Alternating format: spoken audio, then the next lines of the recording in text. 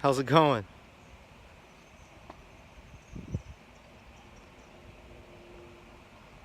Yep, still have some sunlight.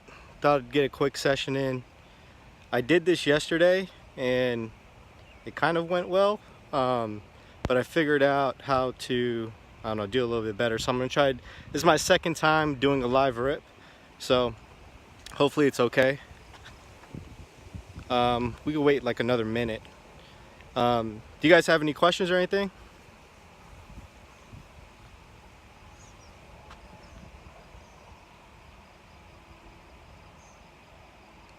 Sydney, that's pretty sick. What's up, Frosty? Hey, Reboot. Captain Mavic. That's a cool name. 6S ESC. I think that there are 6S ESCs that are going to come out pretty soon from a different company. I think it's called FedTech. And that's the 4-in-1. I think the KISS stuff, I don't know, I don't really run 6S, I run 4S, and that's just because of weight reduction, and I just haven't had any issues with my 4S. So, micro brush quads, they have a place. Me personally, I want something that I could fly and it's predictable. So a 5-inch quad, that's the only reason why I fly the setups I do, is because one, I want to record HD. Two, I want something that's consistent so I don't switch between different sizes of frames and quads.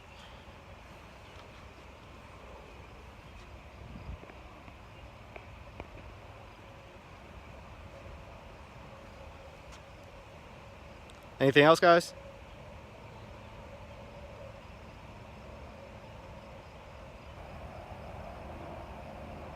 Yeah, 5-inch, it's pretty solid. Once you start changing and going up, it just becomes more problematic, and it doesn't matter, you know, what setup you're running, you're just gonna run into more issues.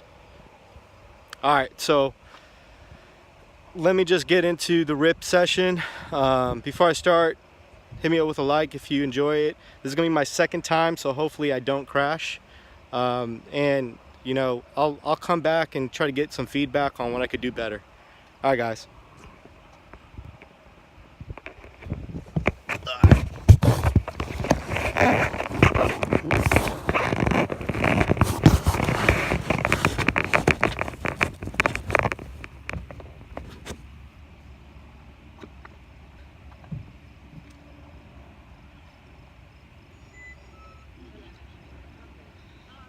Can you guys see okay?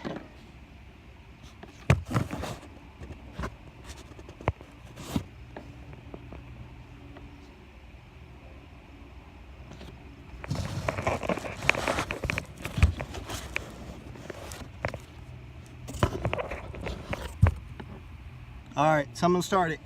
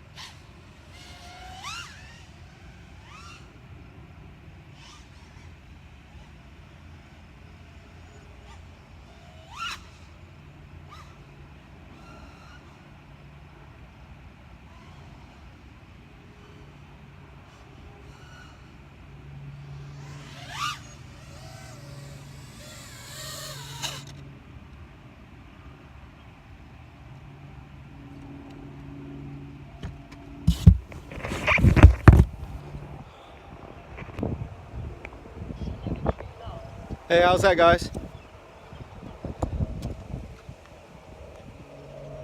Thanks, Digital.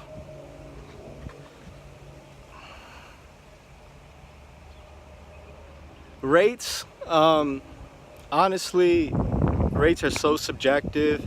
But what I will say, there's been a lot of discussion around rates, and hopefully you guys can hear because it's a little windy. But one thing I do want to point out to anyone who's trying to figure out their rates, because it's going to be unique to each person, is that the rate within whatever firmware you're using is a simulated number. So when you look at degrees per second, you know, is that 1,000 or whatever? That's a simulated number, and that number could be in real life. It could be the same, but it probably wouldn't be, and it's most likely going to be inaccurate, because there are real life factors such as, you know, for instance, we were just talking about the size of the quad. When you go up in size or down in size, it's going to react more quickly. So what I would say is, anyone who's trying to find their rates, is that do it line of sight, and then go back to the video and try to figure out, okay, well, do I need to increase it, lower it? Just that's how I tune personally, is that I very rarely just set and go when I tune something. It's line of sight tuning, as well as I'll throw on some HD just to make sure I get no jitters and I get clean video and stuff like that. Yes, even there's a lot of factors that go into rates and PIDs, and I just hate it when people say, well, set it to 700 and, you know, you should be fine. Like, it's not as simple as that. If it were, everyone would be flying really well, I mean, from the get-go. It's something that you have to find yourself.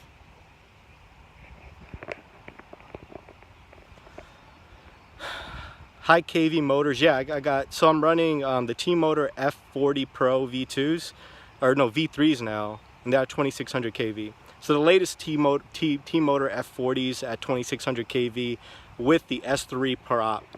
So another thing that I probably want to talk about, since we got a few minutes here, is that if you're looking into motors, there's two pieces to it, right? There's the motor, and then there's also the prop. And a lot of times I see newer pilots that they get a great motor, but they keep switching their prop around. And when you do that, it becomes less predictable, right? Because your throttle curve is moving essentially. So anyone who's trying to get better, I would just use the same prop, the same motors for a long period of time, and, you know, just minimize changing things if you're not having any issues.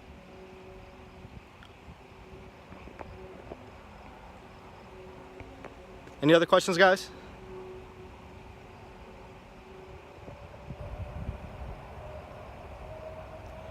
Toothpick quad? No, but I've seen it. It looks pretty cool. HDO setup, any chance you're trying Orca? I personally, I can't justify spending that money if something's working really well for me. This goes back to, you know, when you start changing things in your gear, you're gonna spend more time trying to fix issues, because if your gear's not having problems, then you have to deal with that, right? New gear tends to have problems, so we'll wait and see. I would say anyone who has the money could try them, but it's gonna cost a lot. So we'll see what they come out with, and hopefully it's a refined product. RapidFire is pretty awesome, I'm not gonna lie. It's pretty cool. I do want to try out the Team Black Sheep with Brain. I know they're working on something. I do want to try that one out. Banggood, don't use it, never will, just because I like supporting people and companies that are really genuine. So I personally would not buy anything off Banggood just based off that principle.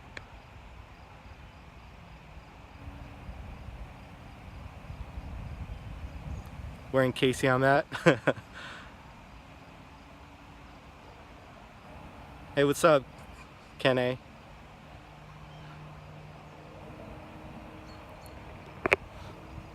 You guys have any questions?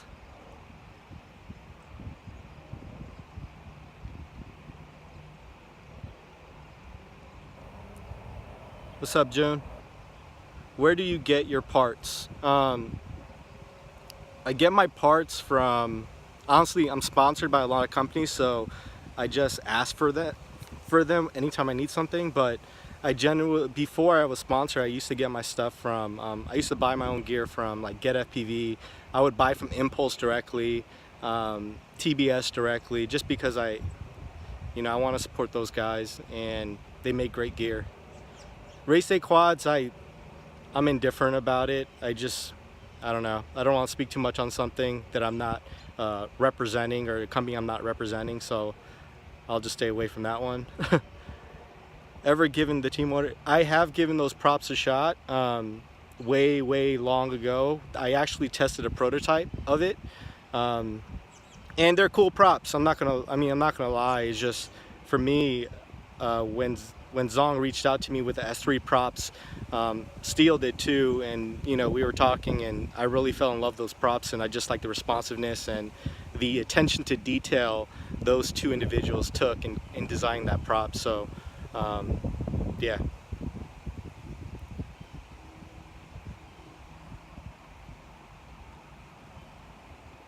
So you guys like these live sessions?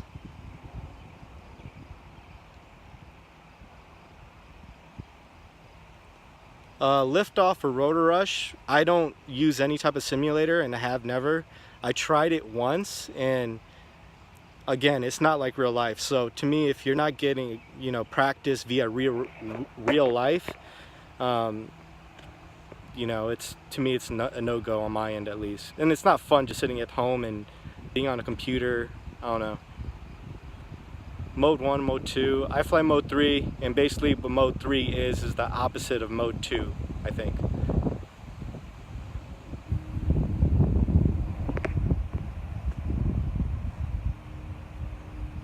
I could stay on here for another 30 seconds if you guys have a question.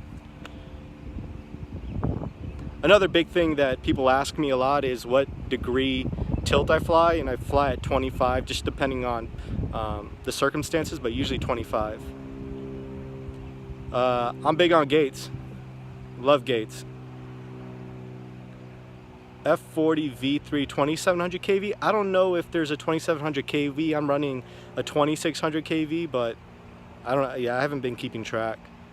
Apex or Reverb. Both of them are good. You'll have to see what works better for you, and I'll just leave it at that. 5-inch or 6-inch drone.